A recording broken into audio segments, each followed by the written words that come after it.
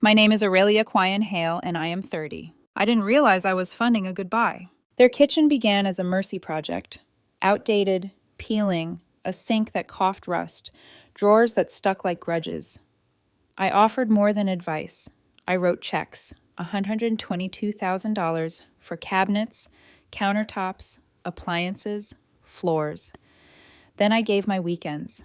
Sanding, painting, crawling under sinks with a wrench between my teeth, measuring twice, cutting once, cutting again because the walls were crooked the way our family was. They thanked me the way people thank a delivery. Smiles, nods, the kind of gratitude that never leaves a mark. I told myself it was fine.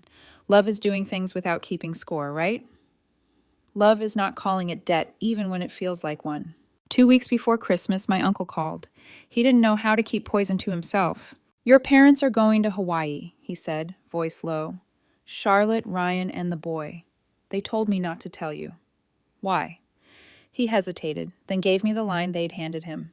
Let this selfish woman celebrate Christmas alone. I stood in their immaculate new kitchen and watched the under-cabinet lights glow like an expensive alibi. I could hear my heartbeat in the soft close hinges. There are moments you never forget, not because they're loud, but because they're perfectly quiet. I didn't confront them. I didn't beg for a seat on a plane I'd helped pay for by mistake. I finished the backsplash and wiped the grout lines clean. I left the final roll of painter's tape in the drawer next to the scissors, as if the family we pretended to be could ever cut straight. They flew out 2 days later. Sun, surf, and the satisfaction of a kitchen that finally matched the illusion. Uncle didn't let me spend Christmas alone. He showed up with a roast he'd oversalted, good whiskey, and silence that didn't demand a performance. We ate, we vented, we watched an old action movie we'd both seen too many times because sometimes you just need to watch a building explode. And then the photos started, not to me, to him. My parents, oblivious to the guest list at our table, kept sending my uncle snapshots from their trip. Mom on a beach chair, sunglasses tilted just so, Dad pretending he liked cocktails that weren't brown. Charlotte in a sundress, smiling wide, the boy sticky with pineapple. The resort behind them like a screensaver. Uncle held up his phone. World's most thoughtful photo album, he deadpanned. We laughed the kind of laugh that tastes like metal. When they got back, I chose silence the way you choose not to touch a hot stove a second time. There's a kind of dignity in letting the truth sit on its own legs. A week passed before the first ping. A text from Mom. Hope you had a lovely Christmas. As if she hadn't handpicked a version of the holiday where I didn't exist. I ignored it. Dad called. I let it go to voicemail. Then a number I almost didn't pick up. Ryan. My brother-in-law is not a caller. He's a nodder, a need a hand kind of guy. So I answered. Hey, he said, voice tight. I didn't approve of what they did. I sat down slowly. The trip? Leaving you out. I said so. Twice. It got bad. I stared at the wall where my uncle's framed print hangs slightly crooked because life is like that. How bad? The first night, he said, your mom and Charlotte got drunk at the hotel bar. Your mom started ranting about you, how you're too involved, how they were finally getting a break. It shouldn't have hurt. It did. The kind of hurt that mutters, of course. That's not the worst part, Ryan said. She talked about the kitchen. Said she let you pay because she knew you'd expect something back anyway. Said she deserved it after dealing with you.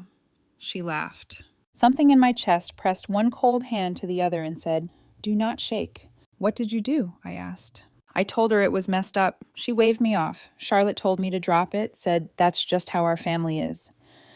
Next morning, your dad acted like nothing happened, but your mom turned on me. Said I don't contribute enough to the family. Compared me to you paying 122 grand. He gave a small, disbelieving laugh. I told her I'm not funding my in-laws while they disrespect their own daughter. I closed my eyes. Mom doesn't tolerate lines she didn't draw herself. Charlotte? Furious. Said I embarrassed her. Barely spoke to me for the rest of the trip. On the flight home, she said I ruined Christmas. We both breathed. The line hummed. Then he said it, the thing that pulled the floorboards up. Aurelia, I don't think I can do this anymore. The marriage? My voice was careful, like stepping on ice. Yeah, I can't raise my kid in a family that treats people like this. She thinks you're the problem. She says you punished her with silence. He paused. Every time I try to hold them accountable, she acts like I'm attacking her. I looked at my hands. Paint flecks still ghosted my nails, a relic from the kitchen that bought my exile. Are you serious? I've been thinking about it since we got back, he said. This isn't about a trip. It's about who they are and who she's decided to be with them. There's a moment when a bridge you've crossed 1,000 times finally creaks loud enough for you to hear it. I'd built that bridge for my family, plank by plank, with my money and my hours and my quiet. I imagined setting it down. Listen, I said, this isn't I swallowed. I didn't ask you to choose sides. You didn't, he said. You just stopped letting them use you. That's the difference. That's what I'm finally seeing. After we hung up, I sat in the dark and watched the blue light from the router blink like a heartbeat. Mom texted again, casual as a cat. We should do dinner soon. Dad sent a thumbs up to something I hadn't said. Charlotte stayed silent, which in our family was usually the loudest sound. I didn't reply, not because I'm cruel, because I've learned that answering a lie makes you complicit in its shape. Days pooled into each other. Routine is a balm. Work, home, a book, dishes left drying like small, obedient soldiers. I tried not to imagine my mother's voice retelling the story with me as the villain. I tried not to picture my father nodding along. I failed, then forgave myself, then failed again. Another call from Ryan. I told her, he said, voice steady. I'm done. Silence on my end. I looked at the backsplash tile I placed with my own hands and understood the cost of a house that looked perfect in photos. How did she take it? I asked. Blamed you, he said simply. Said you'd poisoned me. I told her she was confusing poison with honesty. She didn't like that. No, I said, she wouldn't. Just be ready, he said. Your parents are going to rewrite this until it makes them the heroes. I hung up and pulled a chair to the window. Snow sifted the street lamp cones like sand through an hourglass. Somewhere in a photo, my mother was still in her sundress, all angles softened by sun. Somewhere in a drawer, my name was written on a receipt the way you label a spare part. I pressed my palm to the cold glass. There's a particular mercy in not being invited to your own erasure. It means you're free to write something else. 2 days after Ryan's call, I woke up to chaos. 3 missed calls from my mother, 1 from my father, and a text from Charlotte that simply said, "You ruined everything." I didn't know what everything meant yet, but I would, because that night, the whole family showed up at my door. It was almost dark when I heard the pounding. Not knocking, pounding. I looked through the peephole and saw them. My parents on the porch, Charlotte pacing behind them, her mascara smudged, her coat half-buttoned. I opened the door halfway. What are you doing here? Mom's voice was sharp, trembling. Are you happy now? I leaned against the frame. Define happy. You destroyed your sister's marriage, she spat. I blinked. Excuse me? Dad stepped forward, jaw tight. You filled Ryan's head with lies, and now he's leaving her. He told her you made him see what a horrible family we are. I laughed. It slipped out before I could stop it. Trust me, I didn't have to tell him that. He figured it out. Charlotte's voice cracked. You turned him against me, against all of us. I stared at her. Charlotte, you stood by them when they cut me out of Christmas. You didn't defend me. You defended them. Don't look shocked that someone finally saw it for what it is. My mom's eyes flashed. Don't talk to your sister like that. Why not? I said quietly. You never stopped her from talking to me like that. The silence that followed was the kind that hums, the kind that tastes like electricity right before lightning strikes. Then a voice behind them cut through it. Enough. Ryan. He'd followed them. He stepped up beside me on the porch, hands in his pockets, face pale but steady. No, he said firmly. Aurelia didn't ruin anything. You did. Dad's expression hardened. Don't talk to my wife like that. Ryan crossed his arms. Or what? You'll guilt me into submission too? My mother gasped, like the word guilt was a curse. Before anyone could respond, another car pulled into the driveway. Headlights washed across the scene like stage lights. Uncle Paul. He stepped out, shaking his head. Unbelievable. Mom turned on him instantly. You have no idea what's going on. Oh, I do, he said. You're just mad because Ryan finally saw through your act. My dad's mouth fell open. Mom's hands trembled. They had always counted on Uncle Paul to stay neutral, to keep the peace while they wrote the script. But he wasn't playing his part anymore. He looked at Ryan. You're doing the right thing, son. Ryan nodded, voice low. Thanks. For a moment, no one spoke. It was just the wind, the porch light flickering, and the sound of my mother's breathing, sharp and uneven. Then she exploded. "You're throwing your marriage away because of her." Her finger jabbed toward me like a weapon. Ryan didn't even flinch. "No," he said. "I'm walking away because of you." That stopped her. Completely. Dad, scrambling to save face, snorted. "Oh, come on. You're just mad we went on vacation without her." Ryan actually laughed. "Is that what you think this is about?" My father rolled his eyes. "What else would it be?" Ryan turned to my uncle. "You told him, right? About what Mom said in Hawaii?" Uncle Paul folded his arms. "I did. He just doesn't want to admit it." My dad's face changed. Just slightly. A flicker of guilt, buried under defiance. "She was joking," he said finally. Ryan's jaw tightened. "You seriously think it's funny that she bragged about using her own daughter for money?" Mom's voice cracked. "We didn't use her!" Ryan turned to me. "Aurelia, did they ever offer to pay you back? Even once?" I shook my head. Ryan looked at my parents. "There it is." The air went dead. My uncle sighed, muttering, "You two are unbelievable." Mom's face twisted. "Oh, shut up, Paul." He actually laughed. "That's your answer? That's all you've got?" Her whole body shook. "You have no idea how much we've done for this family." He pointed at me and Ryan. "Looks to me like you tore it apart." That was the final blow. Mom's eyes went wild, and she turned, grabbing my father's arm. "Let's go. They're all pathetic." She pushed past Ryan and my uncle, dragging Dad behind her. He didn't say a word, just climbed into the passenger seat, face blank, staring straight ahead. The car door slammed, the engine started. Then they were gone. For a moment, none of us moved. The porch light buzzed overhead. Finally, Uncle Paul sighed. "Well," he said dryly, "that was fun." Ryan rubbed his temples. "I need a drink." I exhaled, slow and shaky. "You and me both." We went inside. No one said another word for a while. Later, as the three of us sat in my small living room, surrounded by takeout boxes and the hum of silence, I realized something strange. I wasn't angry anymore. I was free. For the first time in years, no one was telling me who to be, how to serve, or how to fix the mess they made. That night, I went to bed knowing the war wasn't over. But for once, it wasn't mine to fight alone. Because now the truth had witnesses, and my parents had nowhere left to hide. The next morning, I woke up to a single text from Ryan. "It's done." No explanation, no punctuation, just two words that sounded like a funeral. An hour later, Charlotte called. Her voice was broken glass. "He left me," she whispered. I said nothing. She repeated it, louder this time, like I hadn't heard. "He packed his bags. He's gone." I could hear the sound of her suitcase zipping in the background. When I didn't answer, she snapped, "You happy now?" There it was, the family's favorite script, rehearsed for decades. Everything wrong in their world was always someone else's fault, usually mine. I took a slow breath. "Charlotte, I didn't do this. He made his own choice." "You filled his head with garbage," she shouted. "You turned him against me." "I didn't have to," I said quietly. "You did that yourself." She fell silent, then hissed, "You've destroyed everything. Our marriage, our parents, our family." I almost laughed. "The family that cut me out of Christmas? That one?" She hung up.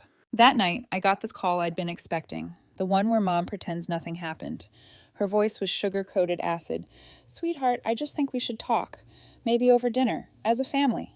"No thanks," I said. "I've already eaten manipulation for years. I'm full." Then Dad called, his tone sharper. "You need to apologize to your sister." "For what?" "For breaking up her marriage." "I didn't break it," I said. "I just stopped pretending ours wasn't broken first." He hung up. By the next week, the campaign began. Rumors, rewritten histories, whispered calls to extended relatives. I was the villain now, the jealous daughter who couldn't stand her sister's happiness, the woman who poisoned her brother-in-law, the one who split the family apart. I thought ignoring them would make it fade, but my parents couldn't live without control, so when guilt didn't work, they switched to vengeance. Then one morning, a message from Ryan lit up my phone. "Selling the cottage. Want to grab a drink?" I blinked. Selling the cottage? That cottage was my parents' temple. Every summer, every holiday, every forced family photo, they called it the heart of the family. But the truth? They didn't own it. Ryan did. He bought it years ago, paid for the renovations, covered the property taxes, and my parents treated it like their birthright, leaving beer cans and bills behind for someone else to handle. So when he said he was selling it, I couldn't help but grin. I met him at a small bar near the lake. He looked lighter, sharper somehow, like a man who'd finally exhaled after holding his breath for years. "They're furious," he said. "I bet," I replied. He chuckled. "Your dad called me 3 times, said I was ripping away their family tradition." Tradition? I scoffed. You mean their unpaid vacation home? Exactly. He took a sip of his beer, eyes glinting.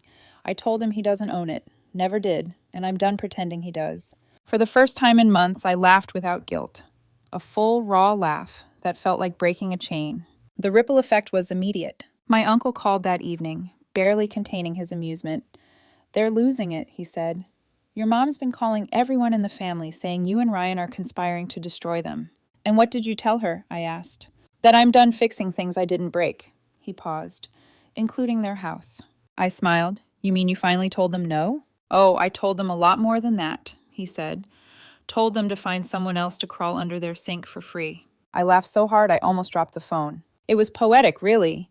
The kitchen I'd rebuilt for them, now falling apart piece by piece. The lake house they'd claimed as their own, slipping through their fingers. Every illusion they built cracking under the weight of their own entitlement. They called it betrayal. I called it balance. By spring, the battle lines were clear. On one side, my parents and Charlotte, angry, loud, spinning stories to anyone who'd listen. On the other, Ryan, my uncle, and me, quiet, steady, untangled. Ryan focused on his son, rebuilding a life that didn't orbit around approval. Uncle Paul found peace in his own small world, away from constant demands. And me? I stopped being the helper, the fixer, the daughter who apologized for existing. Some nights I'd sit by my window, the world outside calm for once, and think about how strange it was that peace could feel like a rebellion. I hadn't planned to destroy anything, but sometimes, when rot runs too deep, the only way to save the structure is to let it fall. And that's exactly what I did. By summer, the storm had quieted. No more screaming calls, no more guilt trips disguised as family talks, just silence, and I had learned to love it. Then one morning, I woke to a message from my uncle. You're not going to believe this. He sent me a screenshot of a wedding announcement. Charlotte Hale marries Gregory Mason. I just stared at it for a long minute. Gregory? Greg. The name alone made me sigh. Even through the photo, he looked like trouble. Red eyes, forced grin, a tux that didn't fit right. She didn't waste any time, I muttered. Uncle Paul called. 4 months after the divorce. Barely enough time to unpack her lies. Guess she was in a hurry to prove she's okay, I said. He laughed dryly. Oh, she'll prove something all right. He wasn't wrong. A few weeks later, I got the call. Mom. Her voice shaky, pretending to be calm. Sweetheart, it's your mother, she began. I know things have been tense, but we really need your help. I almost dropped my coffee. My help? She swallowed hard. It's Charlotte. She's having a hard time. Greg made some mistakes. I sat down slowly. What kind of mistakes? A pause, then. He lost some things. Lost? Her voice cracked. Your grandmother's jewelry, my gold necklaces, your father's watch, even Charlotte's wedding rings from Ryan. My eyebrows lifted. Lost or pawned? Silence. Then she whispered, Please, Aurelia, she's broken. We all are. Can't you just come home, help us fix this? I couldn't help but laugh. You're asking the wrong builder, Mom. I don't fix what people destroy on purpose. Aurelia, she said softly, we're still family. I smiled, even though she couldn't see it. Funny, you didn't think that last Christmas. The silence that followed was heavier than any argument we'd ever had. Finally, she sighed. So that's it. You're just cutting us off. I leaned back in my chair. Looks that way? Then I hung up. That night, Ryan called. His voice was caught between disbelief and laughter. You'll never guess who called me, he said. Charlotte? Bingo. I sat up. After everything? Oh, she's desperate, he said, chuckling. She asked if I could help her get back on her feet. I snorted. What did you say? He grinned through the phone. Told her I'd help with our son. And that's it. I could almost hear the tears in Charlotte's silence. Ryan sighed. She started crying, said she had nothing now, that everyone abandoned her. I exhaled. Welcome to accountability. He paused. Do you ever feel bad for her? I thought about it, about how she'd laughed when they called me selfish, about how she'd defended them when I was cut out of the family, about how she'd watched me bleed for years and never said a word. No, I said finally. I feel bad for the version of her that could have chosen better. Ryan didn't answer for a moment. Then he said, You know what's wild? I think your mom blames me now, says I infected you with bitterness. I laughed softly. That's their problem. They call healing bitterness because it looks like boundaries. Months passed. Charlotte stayed with Greg, at least for a while. My parents stopped calling. And for the first time in my life, I didn't feel like I owed anyone anything. I had a new apartment, a small life that fit just right. No more chores disguised as love, no more family debts dressed up as gratitude. Sometimes I'd look at my hands, the same ones that painted their kitchen, that cooked every Christmas meal, that held everything together, and realize they were finally empty. And it felt like freedom. One evening, Uncle Paul came by for dinner. He looked around my place and smiled. You know, it suits you. Peace looks good on you, kid. I smiled back. Took long enough to earn it. He raised his glass. To peace, then. The kind that doesn't need permission. We clinked glasses. Later that night, as I stood by the window watching the city lights shimmer like quiet applause, I thought about everything that had fallen apart, and how maybe, just maybe, it had to. Because sometimes destruction is divine.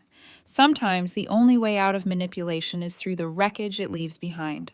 And sometimes the people who burned you will eventually set themselves on fire trying to prove they were right. My parents' house, their perfect kitchen, Charlotte's picture-perfect life, all of it built on borrowed foundations. Now they were left standing in the ashes, and for once, I didn't have to save them. I didn't need their approval. I didn't need their apologies. All I needed was the quiet, the kind that comes after surviving a storm you didn't start, but finally stopped feeding. That night, I locked my door, turned off my phone, and breathed. For the first time in forever, it didn't smell like paint or obligation. It smelled like peace.